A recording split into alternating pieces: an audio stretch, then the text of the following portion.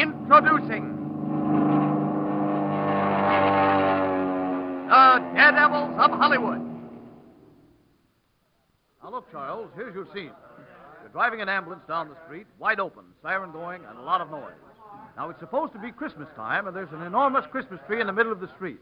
You skid around the corner and smash right into the tree, and what I mean, smash it. Well, don't worry about that, Mr. Hudson. When I get through with that tree, there'll be an evergreen sprig for everybody in town. That's the stuff. Drive up the street there and stand by for your signal. Okay, here I go.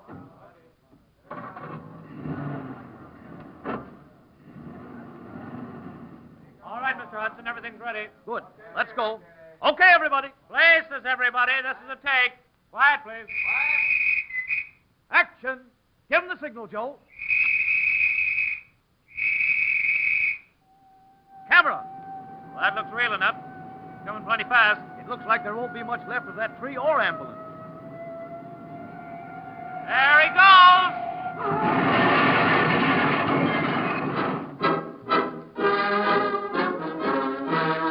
From Hollywood, the motion picture capital of the world, we bring you the thrilling true life experiences of those men behind the scenes.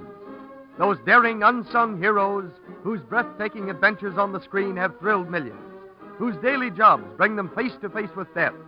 Those men who comprise the strangest fraternity on earth, the Suicide Squad, the movie stuntmen, the Daredevils of Hollywood. Ladies and gentlemen, in presenting this copyrighted radio feature, we are indeed fortunate in having as our guest one of the few stunt girls of the movies, Miss Eileen Goodwin. It is through her cooperation that we are able to reenact some of the highlights of her dangerous profession. The thrilling scenes you are about to hear are her own actual experiences. Miss Goodwin is here in the studio right now, and later in the program we will bring her to the microphone. But first, let's look in on a typical routine day in the life of this charming and attractive young woman. It is a damp, chilly morning in 1933.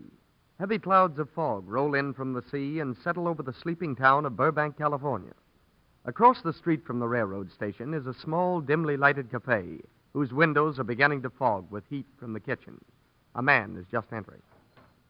Are you open for business yet? Why, yes, sir. Yes, sir. Come right in. What's it going to be? Let's see. I want to get something to take out. Give me about 40 ham and egg sandwiches and 2 gallons of coffee. Huh? I said 40 ham and egg sandwiches and a couple of gallons of Java. 40 ham and egg, 2 gallons of coffee. Say, what is this? Are you trying to kid somebody? Now, listen, brother. I've been up practically all night. There's nothing that makes me more irritable than the loss of sleep. And do I get that stuff, or do I have to lose my temper? Why, sure, you can get them, but I was just kind of wondering what Well, don't wonder so much and give me some fast service. Yes, well, whatever you say. 40 ham and egg sands to go. You say 40? Yes, I said 40. No questions. Say, there's a lot of people hanging around the station over there this morning, ain't they? Wonder what's up. It's a picture company.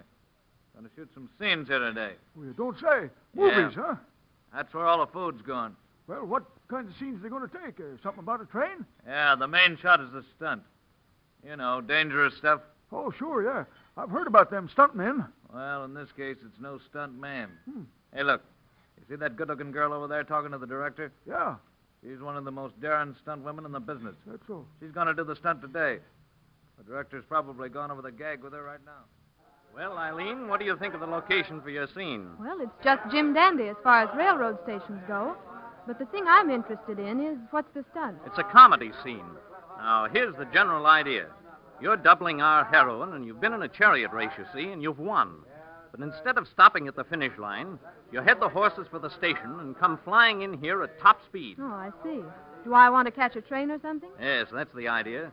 But the train is just pulling out when you get here. Well, then what do I do? You come driving the chariot down the road there, run up on the cement platform right here, and then up alongside the train.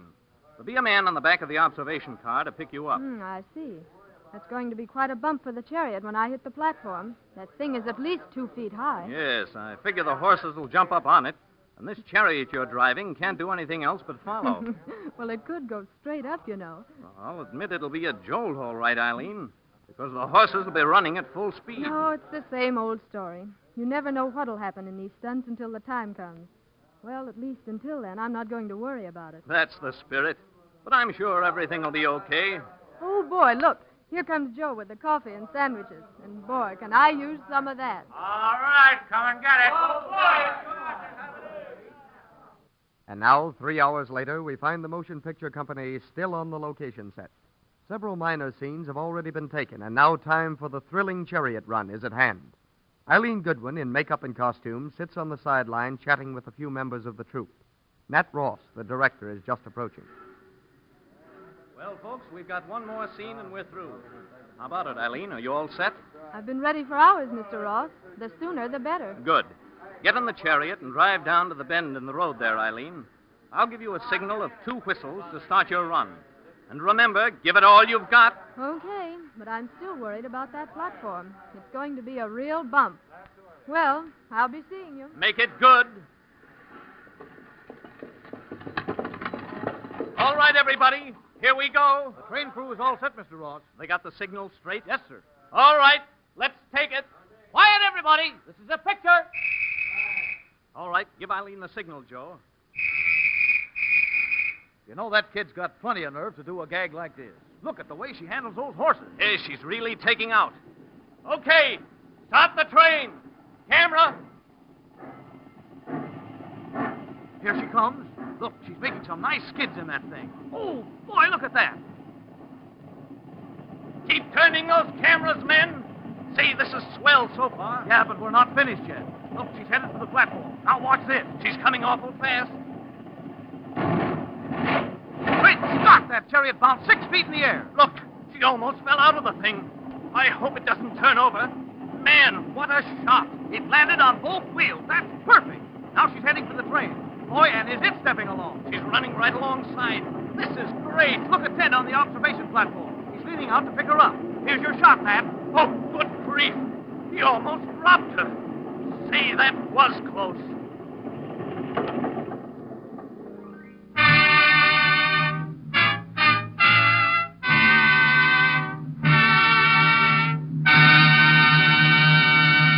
Ladies and gentlemen, it is our pleasure to present the fearless young girl who made that scene, whose career in motion pictures has been built on her ability to face great danger calmly.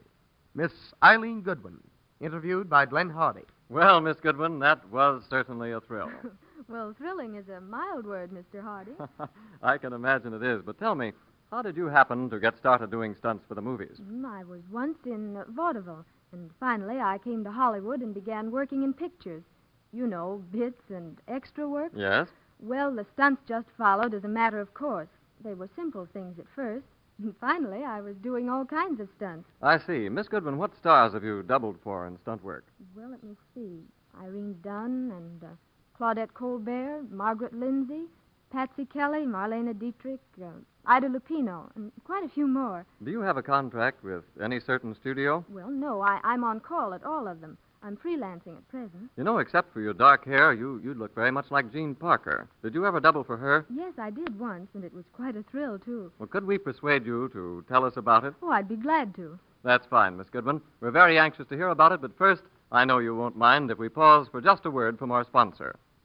All right, now, Miss Goodwin, what about the time you doubled for Jean Parker? Well, it was in 1935, an MGM picture directed by David Butler. I had to fall from a fire escape on the 3rd floor of a building. Hey, that was some assignment. Well, it developed later that it truly was.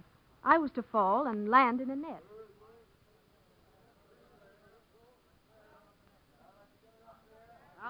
Now, you see, you're supposed to back out the window onto the little fire escape platform.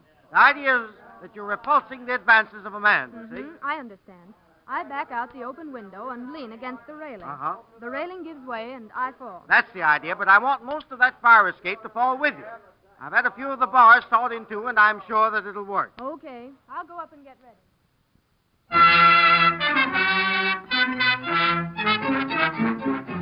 20 minutes have elapsed. Time for the dangerous scene is at hand. All eyes are glued to the 3rd-story fire escape with this thought predominant. A slip will cost a life. Okay, ready, everybody? This is a take. Quiet, please. This is it. All right. Places. Turn him over. Speed. Okay, go ahead, Miss Goodwin. There she is, backing out good. Nice and slow. Yes, there she is on the platform. Well, here's your scene. Couldn't ask for better than that, Dave. Oh, that's great. Cut! She made a perfect landing in the net. Great Scott, look about to fall. Look out, Eileen! Look out! Move! Well, that was a narrow escape, Miss Goodwin, and I'd say you were pretty lucky. Well, you're right about that. That fire escape missed me by about a half an inch. Luck is all that saved me there. Well, how did you manage to get out of the way of that falling iron? I looked up just in time to see it coming and made a dive clear. Say, tell me, have you ever been injured while doing stunts for the movies? Oh, yes, a few times, but not ever very seriously. Well, let's hope that your good luck continues. By the way, may I ask what you plan to do in the future? Are you going to stick to the stunt business? Well, who knows? I really don't. At any rate, Miss Goodwin, you have provided us with some very thrilling entertainment, but time's come to say goodbye for now. On behalf of our listeners, I want to sincerely thank you for coming here. I know that everyone joins me in hoping that you will visit us again sometime very soon. Goodbye for now, and the best of luck.